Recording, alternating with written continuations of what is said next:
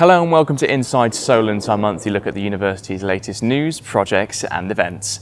I'm multimedia journalism student Josh Stokes. And I'm multimedia journalism student Sophie Squires, and we'll be your hosts this month. In this programme, we find out what Her Royal Highness the Princess Royal was doing at the university last month. We meet with our leading experts to find out why it's important to support the government's 2018 Year of Engineering campaign. And we brave the mud to go on site and find out how work is progressing on our new sports building. But first, our new Applied Human Nutrition course was recently accredited by the Association for Nutrition, otherwise known as AFN, making it the only AFN-accredited Applied Nutrition undergraduate degree in the UK.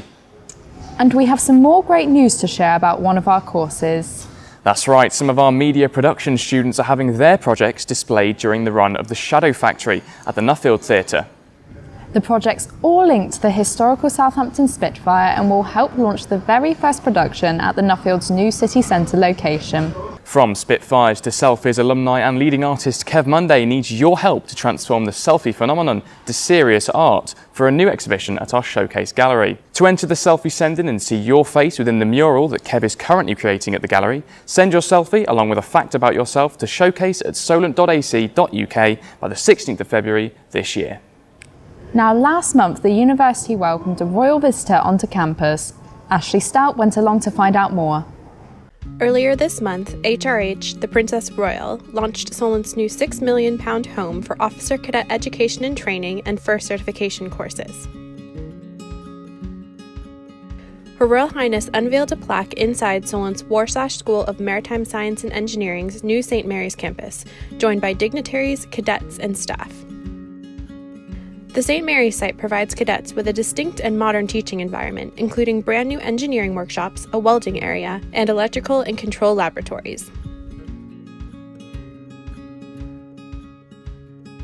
Her Royal Highness then went on to visit the university's ship handling center at Timsbury Lake, which is renowned for its training and one of only 5 in the world. This recent trip was the Princess Royal's second visit to Solent, after previously opening the university's Michael Andrews building in November 1998. For Inside Solent, I'm Ashley Stout. Engineering is one of the most productive sectors in the UK economy, yet there is a marked shortfall in qualified engineers and a lack of diversity. The engineering workforce is 94% white and 91% male.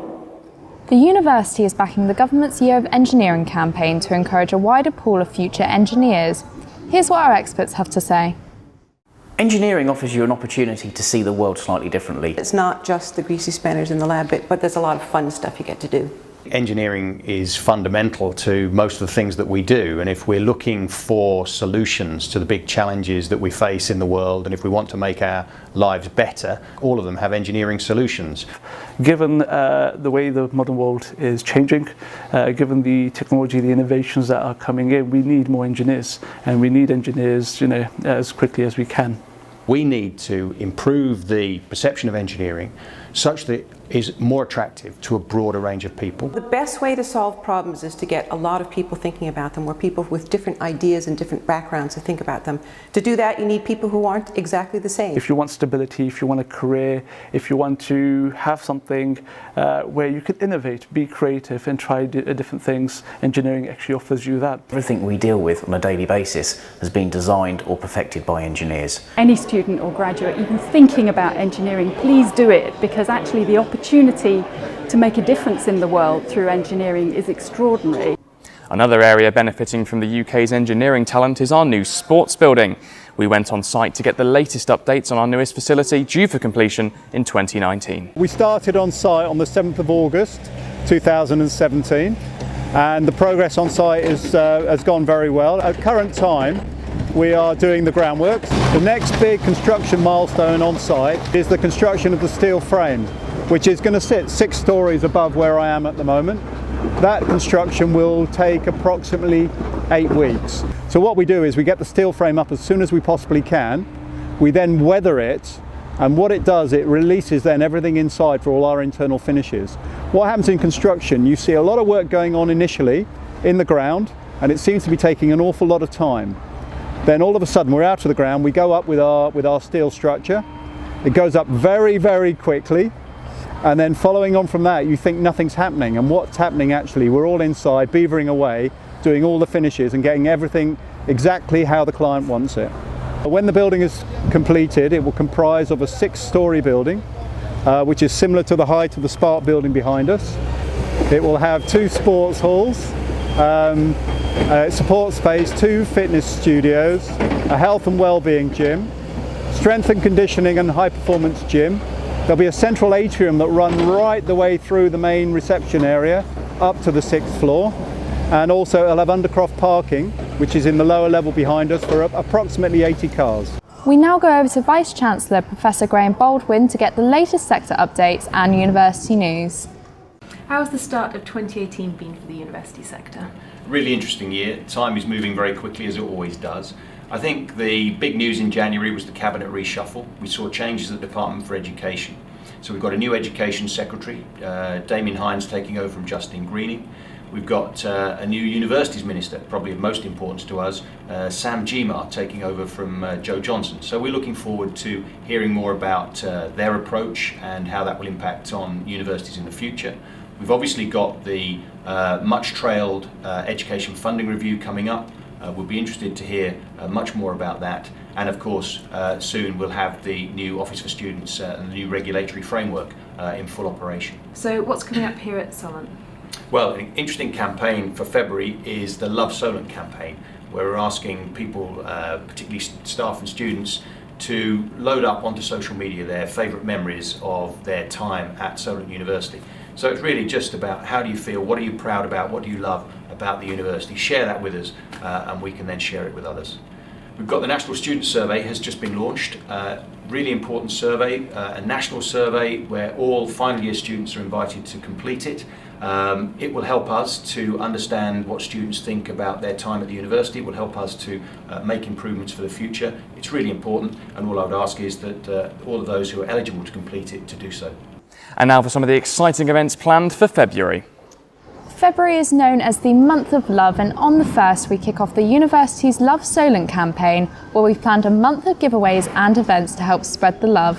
Solent will also be asking staff and students to share what they love about the university on social media using #LoveSolent. On Friday the 9th of February, Baroness Chakrabarti will be giving a guest lecture on the case for radical positive action in every aspect of life to support the rights of women worldwide. And ahead of the ABP Southampton Marathon, our sport and nutrition experts will be sharing their top tips for a successful run on Tuesday the 13th of Feb. More information on these and other events in February can be found at www.solent.ac.uk/events. And now it's time for our latest sporting news. Hi, I'm Sports Broadcasting Master Student Li Jiaxu, and here's a roundup of January sporting news. First off, congratulations to Team Solent Castro's men's Division 1 team, who had a double-header weekend against 2 southern rivals in January. Team Solent Castros held their nerve to clinch a 90-85 win against Worthing Thedder, and after leading for much of the game, claimed a 70-64 victory against the Reading Rockets. These 2 wins have cemented their position at the top of the Division 1, making them the team to beat going into the latter part of the season. The men's Division 3 basketball team are also doing well, having secured a place in the National Shield semi-finals.